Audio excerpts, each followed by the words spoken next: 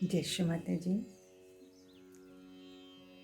हमसे एक बहन ने, जो कि महाराष्ट्र में निवास करती हैं, उन्होंने एक प्रश्न मराठी में भेजा है कि आत्मस्थ कैसे होते हैं, मध्य में किस प्रकार आते हैं। ये जो सहयोगिनी बहन है, कब से है ये तो मुझे नहीं पता है, लेकिन मैं सबसे पहले यही हाथ जोड़ के प्रार्थना करती हूँ आप सभी से कि श्री माता जी के जितने भी प्रवचन हैं, जो निर्मल वाणी है, उसमें हर टॉपिक पे उन्होंने कुछ न कुछ कहीं न कहीं बोल दिया है। तो जब आप उसको सुनते रहेंगे तब आपका जो कॉन्सेप्ट होता है वो क्लियर होता है, और मैं समझ सकती हूँ कि एक दैवीय वाणी में और एक साधारण व्यक्ति की वाणी में अंतर तो आता ही है। हम जिस तरह से आपसे बात कर लेंगे और आप उसको समझ भी जाएंगे शायद।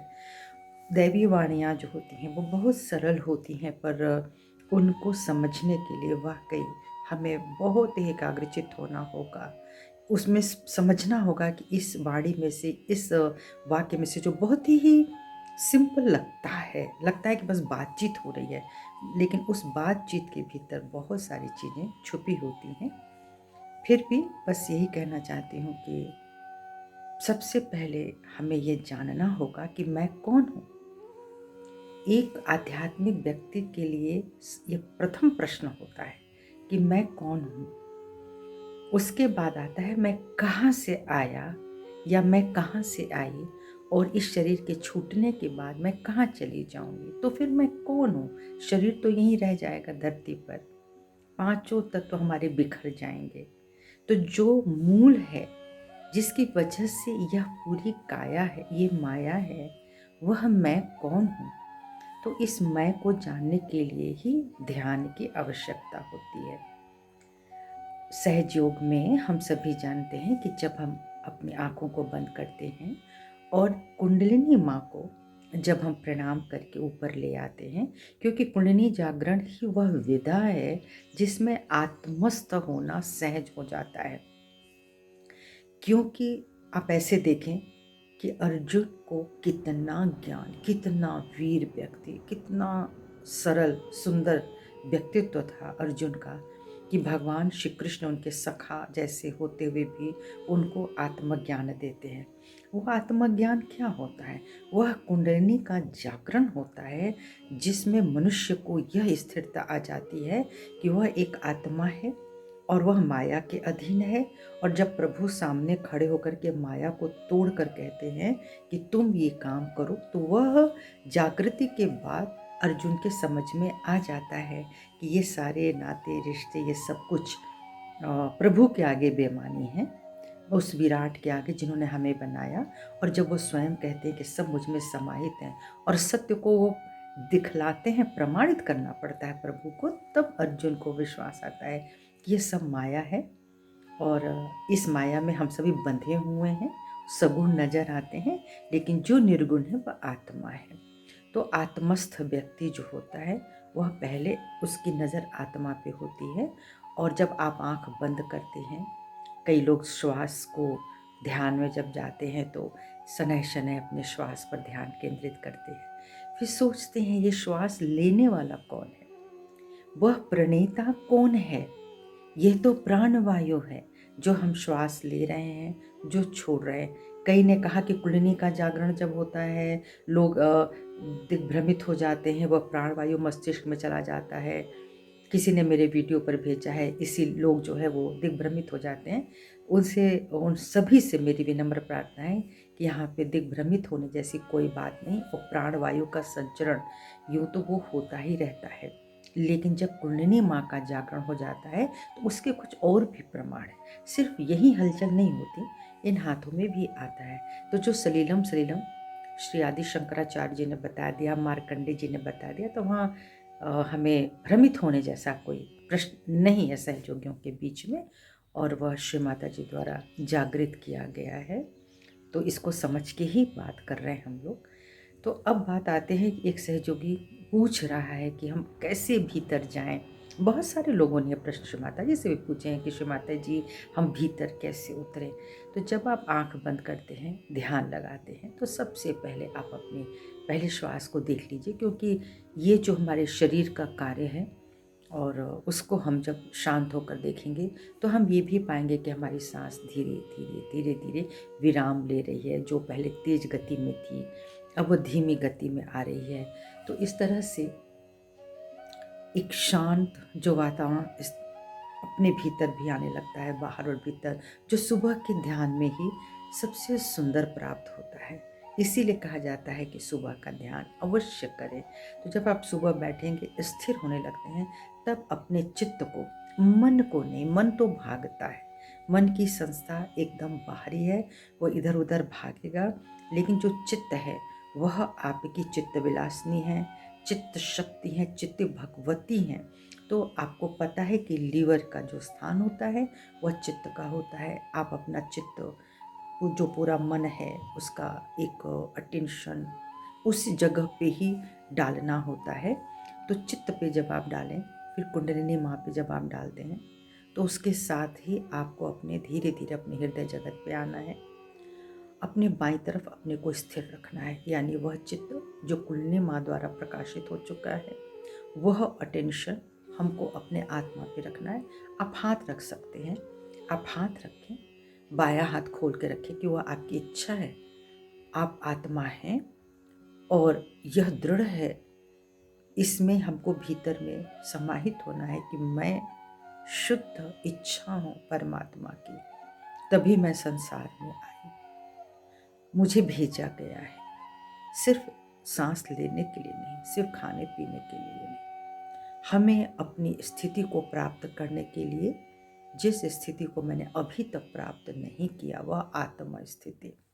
तो आत्मा पे, हृदय पे हाथ रखते हैं। जो स्पंदन है वह आत्मा का ही स्पंदन है। हृदय का स्पंदन कौन चला रहा है? कौन लप टप लप टप लप टप कर रहा है? हृदय। हृदय कहाँ, किसके कहने से चल रहा है? वह कौन है जिसके हटने से हृदय रुक जाता है? हृदय तो बराबर चल रहा है, स्पंदन बराबर है। तो वही आत्मा है जिसके होने से यह पूरा का पूरा वजूद है, जिसके न होने से कितना भी कोई शक्तिशाली हो, कितना भी सत्तावान अमीर हो, वो सब कुछ ढह जाता है। तो प्रार्थना करना है, मैं एक शुद्ध आत्मा हूँ, और देवी से ही कहना है, देवी से पूछना है, चाहे पूछिए कि क्या मैं शुद्ध आत्मा हूँ। ये सभी जानते हैं, लेकिन फिर भी हम लोग आपस की बात कर रहे हैं कि जब चीज़ अगर नहीं पकड़ में आ रही है तो उसको इस तरह से, हम लोगों ने भी ऐसे ही किया, ऐसे ही सीखा है। तो मैं शुद्ध आत्मा हूँ, थोड़ी देर चुपचाप वहाँ पे रहिए, पूरे स्पंदन का अनुभव करें, अपने सूक्ष्म होने का अनुभव करें।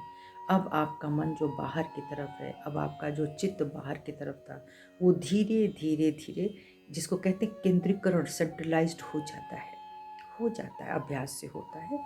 फिर जब वो आत्मा में आ गया आपका चित्त, तब हम कहते हैं आत्मदेव को प्रणाम करें। वह शिव तत्व है, तो हम में शिव हैं, लेकिन हम उसको पकड़ नहीं पा रहे हैं, तो हम बाहर बाहर भागते हैं। हम अपने आत्मा के प्रति जब सचेत नहीं होते हैं, तो हम बाह्य आत्मा के प्रति, विश्व आत्मा के प्रति झुकते हैं। झुकना भी है, लेकिन अपने भीतर भी झुकना है। तो हाथ रखे हैं स्पंदन पे, और अपने आप को चुपचाप देखना शुरू कर दीजिए। अपना अवलोकन, अपने भीतर बहुत कुछ है, दिखेगा नहीं, अनुभव सब होगा। तो उस अनुभूति में हमको जाना है, कुछ देर ऐसे ही बैठना है। मैं एक शुद्ध आत्मा माँ, मैं एक शुद्ध आत्मा हूँ। जब आप इसको कहते कहते धीरे धीरे छोड़ दीजिए कहना भी, और शांत होकर के वहीं अपना अटेंशन रखिए। तो जब आप अपना चित्त शांत रखते हैं, कहीं नहीं सोचते फिर मेरे आगे मेरे पीछे, ये मेरा घर या मेरा परिवार, जब आप केवल और केवल आत्मानुभूति में चले जाते हैं, तो वह गहनता आपको प्राप्त होती है। वह शिवत्व ऊपर आता है, वह चेतना ऊपर आती है। आपका हृदय धीरे धीरे, जिसको कहते हैं एक अमृत से भर जाता है, एक शांति आ जाती है, एक लयता आ जाती है। तब आप भगवान नहीं बांटते हैं, सब कुछ आपके भीतर एक लयता में पिरो दिया जाता है। मैं एक शुद्ध आत्मा हूँ। मैं ये शरीर, ये मन, ये बुद्धि, ये चित्त, उससे उपजा अहंकार, वह सब मैं नहीं हूँ। यह सब मेरे साथ चल पड़ता है, जिसे हम ही बनाते हैं, हम निर्मित करते हैं। वह सब हमें छोड़ना है जो मैंने बनाया, जो इस शरीर के द्वारा बन गया, रच गया। बुद्धि जो हो गई, जो उसके भीतर अहंकार मेरी वजह से आया, मेरी क्रिया प्रतिक्रिया की वजह से आया, वो सब मैं समर्पित करती हूँ। हे आत्मदेव, हे आत्मदेव, आपके श्री चरणों में समर्पित करती हूँ। माँ भवानी हमारी रक्षा करें, मेरे इस भाव की रक्षा करें, जो भाव मेरे मन में घटित हो रहा है इस समय, उन पवित्र भावों की रक्षा करें। जब आप धीरे धीरे इसका अभ्यास करते रहेंगे और कुछ देर शांत चुपचाप बैठे, और तब दोनों हथेली जब आप खोलते हैं श्री माता जी के साथ, तो आप अपने हाथों में बहते हुए चैतन्य को देखें। यह जो स्पंदन है, सलीलम सलीलम दैवीय स्पंदन, जो अभी भी मेरे हाथों में घूम रहा है, क्योंकि मैं मन में आपसे बात कर रही हूँ। जिन्होंने प्रश्न पूछा और इसके माध्यम से जो बहुतों के पास जाएगा, जिनका ध्यान नहीं लगता है, वह आत्मा में ध्यान करते हैं। अपने आत्मा में ध्यान लगाने से ही हमारा उत्थान होता है। उसके बाद ही हम बाकी चक्रों को पार करते हुए और सहस्त्रार में, जब सहस्त्रार में बैठ जाते हैं तो सहस्त्रार का स्पंदन और हृदय का स्पंदन एक हो जाता है। यानी यहाँ पे जैसे कोई अमृत भर जाता है, ये फुलफिल हो जाता है, शांत, आनंदित। और उसके बाद यही जो फ्रीक्वेंसी है, कुंडलिनी माँ की जो शक्ति है, जब वो हमारे सहस्त्रार पे जाती है, तब वो हमें एकदम निर्विचार कर देती है। अब मुझे कुछ भी नहीं कहना है, क्या कहना है। यह बूंद ही जल में समाहित हो गया, पूरे जल में यह बूंद समाहित हो गया। कुछ नहीं सोचना, एकात्मकता, एक लयता, इसको कहते हैं जो अनन्य भक्ति। अब कौन है, कौन है दूसरा? वह प्रभु ही है, वह माँ है जिन्होंने रचना करी, सब कुछ उनका। तो मैं साक्षी भाव से वो सब कुछ देखने की कोशिश कर रही हूँ। जो आएगा चला जाएगा, वह मेरा नहीं है, वह ठहरने वाला भी नहीं है, वह सत्य नहीं है। या कोई ऐसा विचार आ ही जाता है जो नीचे, यहाँ से फिर नीचे ले आएगा अगर आज्ञा तक, तो ही हमारे संतों ने बोला है, नेति नेति, यह मुझे नहीं चाहिए, यह मुझे नहीं चाहिए। तो देखिए, जब हम कोई क्रिया कर ही नहीं रहे हैं, हम एक्टिव पार्ट नहीं बने हैं, मैं करता नहीं हूँ, मैं नियंता नहीं हूँ, मैंने इसको स्वीकार कर लिया है, तो मेरी दाहिनी नाड़ी शांत है। अब बाई नाड़ी में जो पीछे भूतकाल के प्रति, किसी के भी प्रति जो गुस्सा है, किसी के प्रति कोई आलोचना, किसी ने मेरी की, मैं अब उसकी आलोचना करूं, तो वो प्रतिक्रिया हो जाएगी, तो फिर ये मेरी बाई नाड़ी अशांत हो जाएगी। हमको वो भी नहीं करना।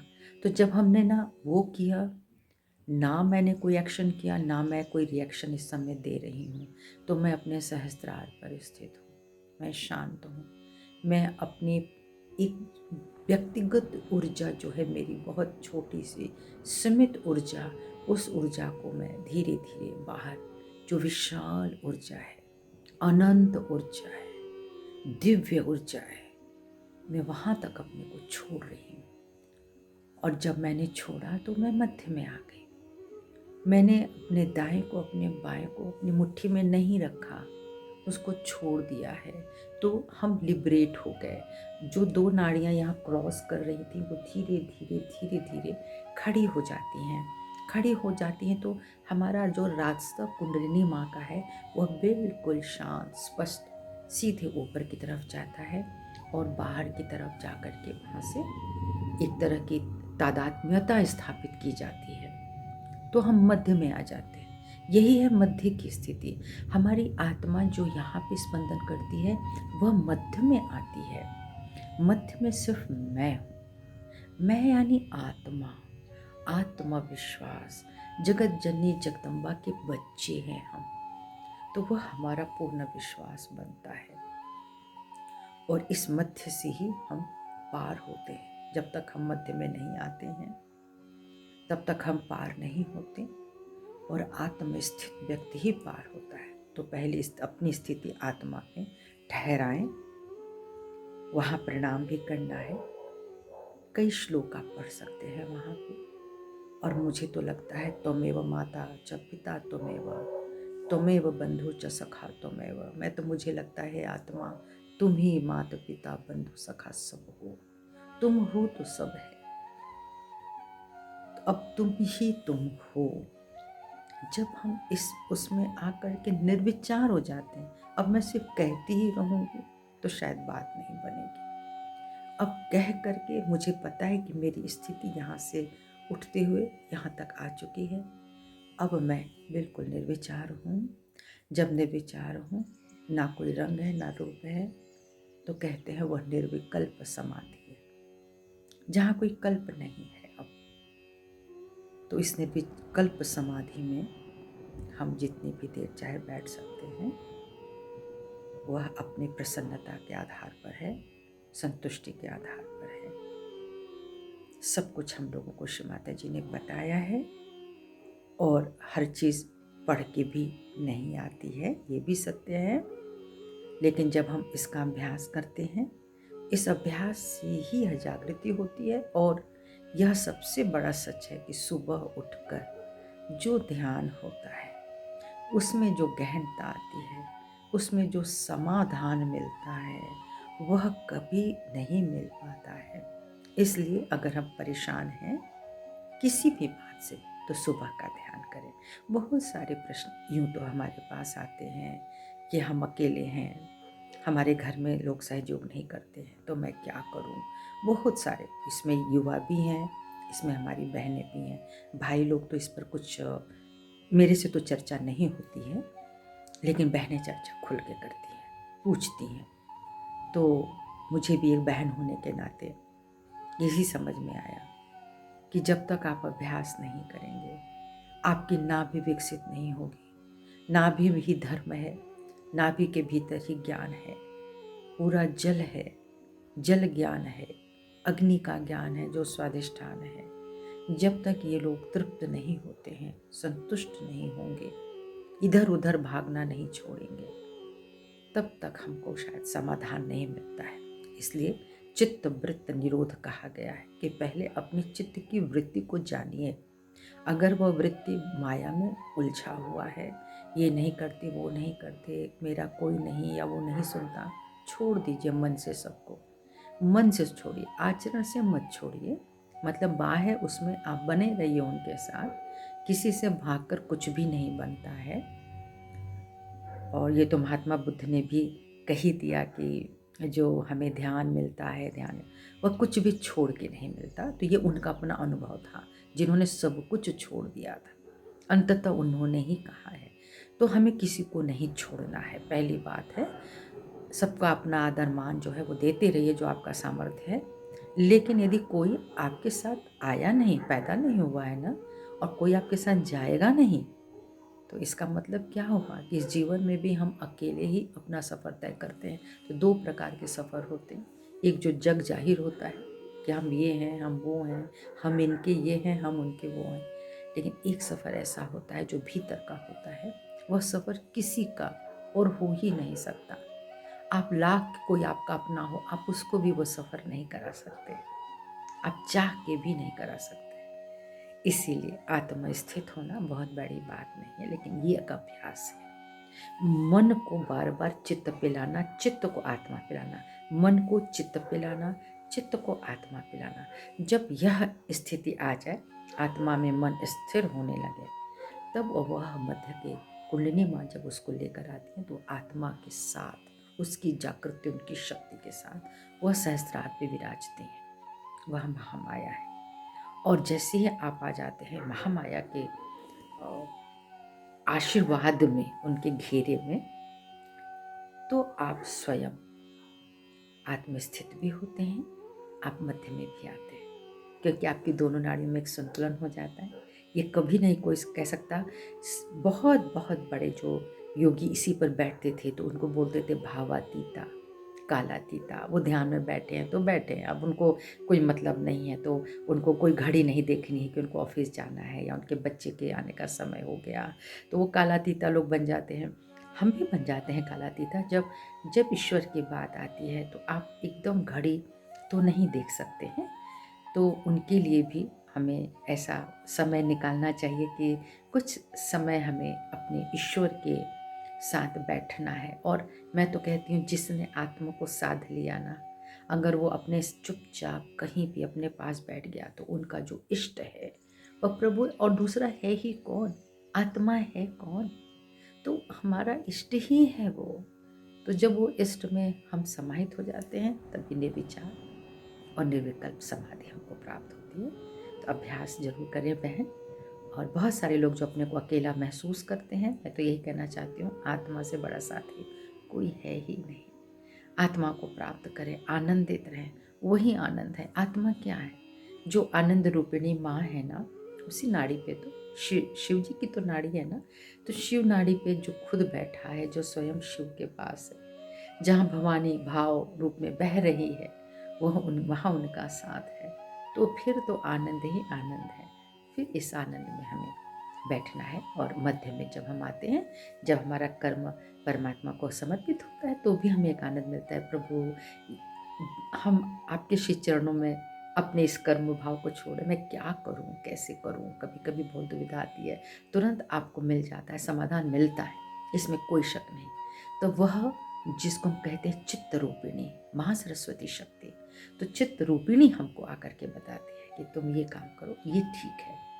तो जब हमको इस तरह का ज्ञान मिलता है, फिर हम अपने सत्य में आ जाते हैं, अपने सत्व में, अपनी उस आत्मिक शक्ति में, तब हमको महाकल्याण मिल जाता है। और यही हमें श्री माता जी ने प्रदान किया है। कोशिश की है बस हमने आपसे बात करने की। तो हमारी जो वीडियोस बनती हैं, आप जानते हैं कि वो आप ही प्रश्न पूछते हैं और हम बैठ के आपसे बात करते हैं। तो मैं उस भाई या उस बहन से, उन बच्चे से बात कर रही होती हूँ जिसने ये प्रश्न पूछा होता है। और आगे भी आपके प्रश्न आएंगे। प्रणाम।